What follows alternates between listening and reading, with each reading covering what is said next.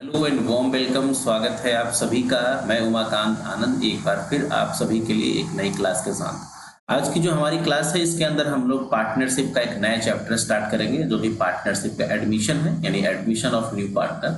और admission of new partner अपने आप में एक बहुत ही इंपॉर्टेंट चैप्टर है एग्जामिनेशन पॉइंट ऑफ व्यू के लिए, क्योंकि एग्जामिनेशन के अंदर एक एडमिशन से क्वेश्चन आपको लॉन्ग क्वेश्चन और कम से कम 1 से 2 क्वेश्चन आपको शॉर्ट क्वेश्चन मिलते हैं। और अगर मल्टीपल चॉइस क्वेश्चंस भी एग्जाम के अंदर पूछे जाएंगे तो उसमें भी क्वेश्चंस बनने की संभावनाएं काफी रहती हैं। तो चूंकि ये बड़ा चैप्टर है, कई सारे इसमें टॉपिक्स हैं, तो आज की जो टॉपिक है, आज का जो हमने टॉपिक सेलेक्ट किया है वो टॉपिक हमारा जो है बेसिकली वो न्यू प्रॉफिट शेयरिंग रेशियो का है। क्योंकि जब हम लोग पार्टनरशिप स्टार्ट करते हैं तो पार्टनरशिप की जो स्टार्टिंग होती है वो न्यू प्रॉफिट शेयरिंग रेशियो के साथ ही स्टार्ट होती है। तो बहुत ही महत्वपूर्ण है, काफी इंपॉर्टेंट है। अगर आप ठीक से इसे समझेंगे तो मेक श्योर काफी इंपॉर्टेंट रहेगा और काफी कुछ आपको इस चैप्टर के अंदर सीखने को मिलेगा। तो जैसा आप स्क्रीन पे देख पा रहे हैं कि आज का जो टॉपिक हमने लिया है वो पार्टनरशिप का एडमिशन, यानी admission of a new partner, और प्रॉफिट शेयरिंग रेशियो हमारा बेसिकली टॉपिक रहने वाला है।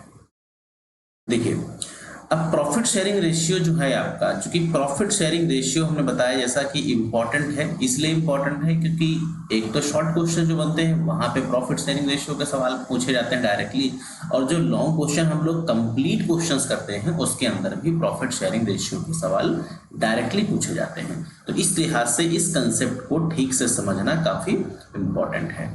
तो एक बार मैं आपको एक आइडिया देता हूं कि जो न्यू प्रॉफिट शेयरिंग रेशियो है वो कितने तरीके से क्वेश्चंस पूछे जाते हैं, क्योंकि एग्जाम के अंदर क्वेश्चन जो है वो कई तरीके के पूछे जा सकते हैं।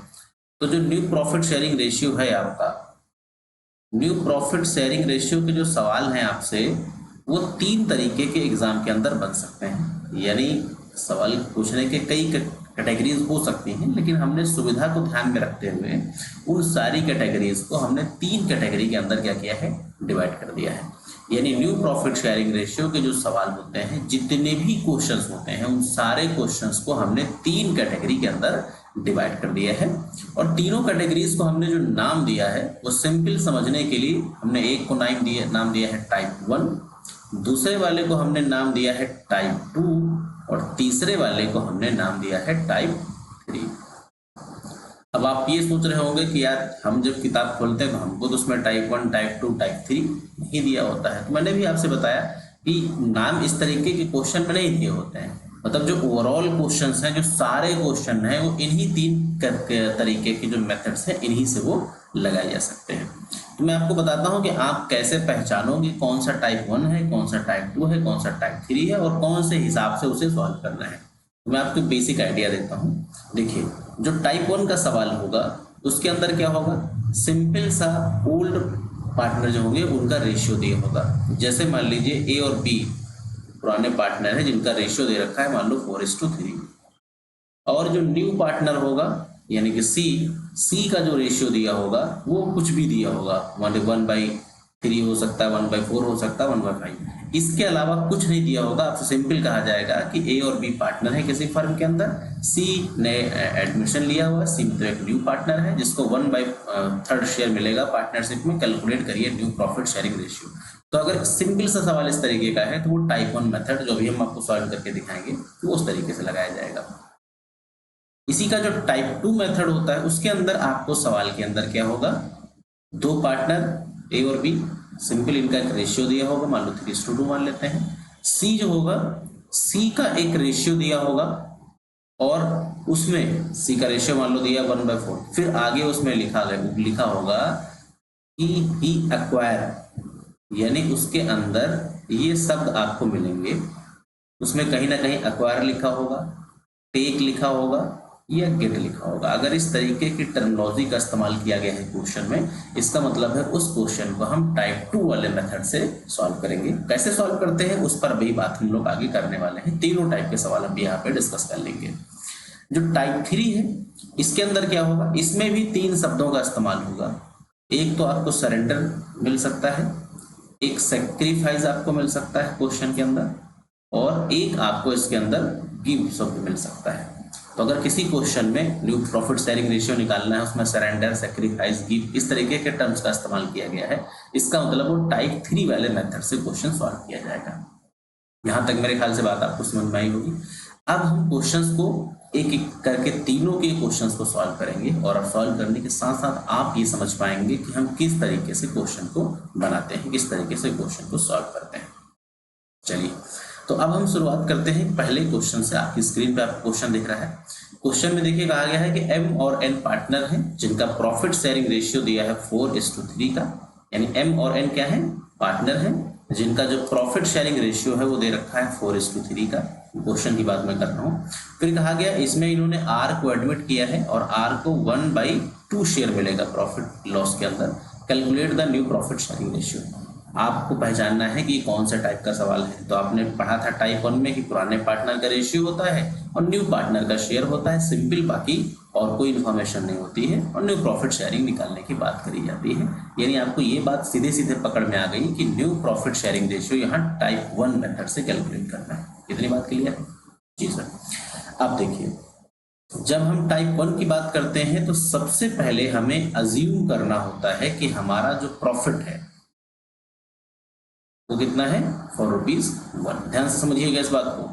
जो लोग बिल्कुल बिगिनर हैं, जो पहली बार एडमिशन के अंदर एंट्री करे हैं, उनके लिए बहुत इंपॉर्टेंट है।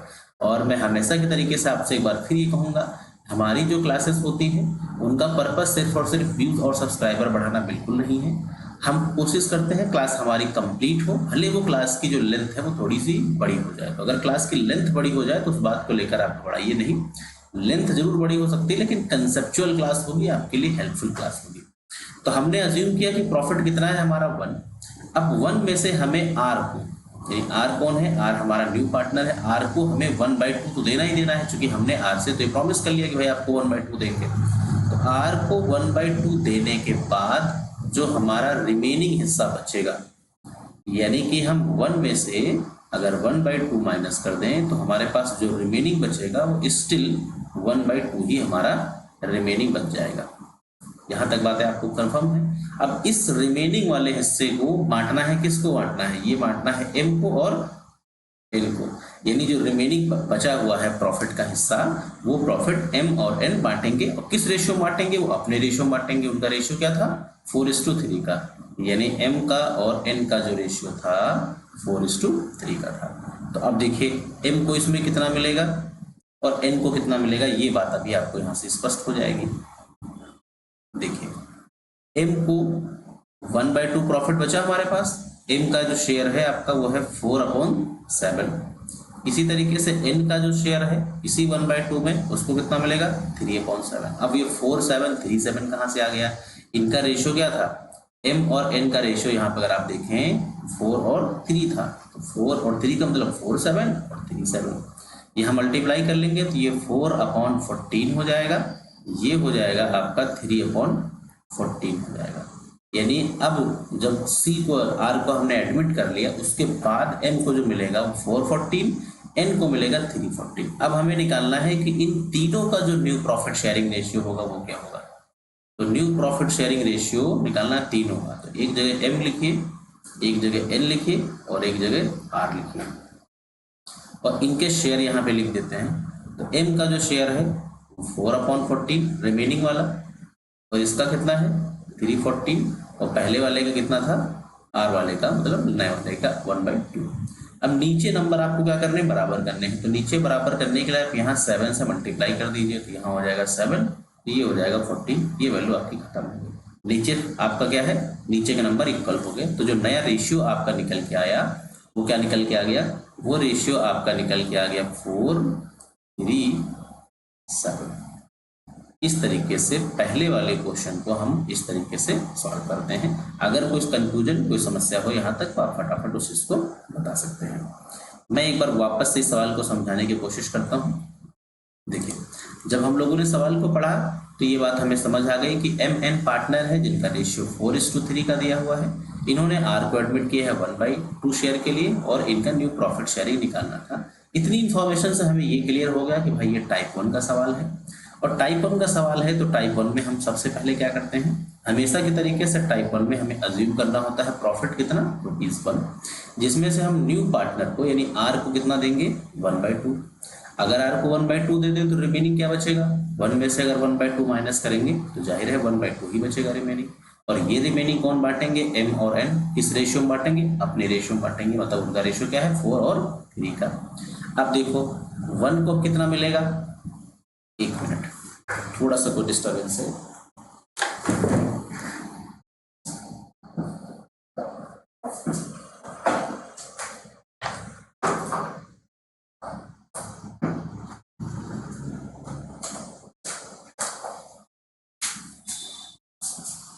चलिए तो वापस से आ जाते हैं। एक्चुअली कुछ थोड़ा सा इलेक्ट्रिसिटी का इशू की वजह से मुझे दोबारा से ये काम करना पड़ा। मेरे ख्याल से कोई दिक्कत नहीं आ रही होगी आपको जी। चलिए तो यानी m को जो मिला वो 1/2 रिमेनिंग बचा, उसमें 4/7 m का हो गया, यानी कि हो गया 47। ऊपर वालों को मल्टीप्लाई कर लीजिए, नीचे वालों को सिंपल मल्टीप्लाई करिए। n के केस में n का भी रिमेनिंग 1/2 है, उसका भी 3/7 यानी कि 340। यहाँ तक बात क्लियर हो गई। अब निकालना है सबका न्यू प्रॉफिट शेयरिंग रेशियो। तो m, n और r। तो m का जो रिमेनिंग बचा था 414 बचा था, n का रिमेनिंग बचा था 314 और r का कितना था 1/2। अब चूंकि हमें क्या करना होता है, नीचे के नंबर बराबर करने होते हैं, आप सब जानते हैं इस चीज को। तो आप क्या करो, 7 से मल्टीप्लाई करो, 7 से ऊपर भी मल्टीप्लाई करो, नीचे भी मल्टीप्लाई करो। तो ऊपर करोगे 7 होगा, नीचे करोगे 14 हो जाएगा। तो न्यू रेशियो कितना हो गया 437।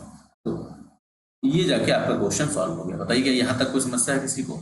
आई थिंक यहाँ तक समस्या नहीं होगी। अब हम देखेंगे क्वेश्चन, आपको और दिखाएंगे। जो क्वेश्चन आप पढ़ेंगे तो आपको समझ में आ जाएगा कि क्वेश्चन जो है वो किस टाइप का सवाल है।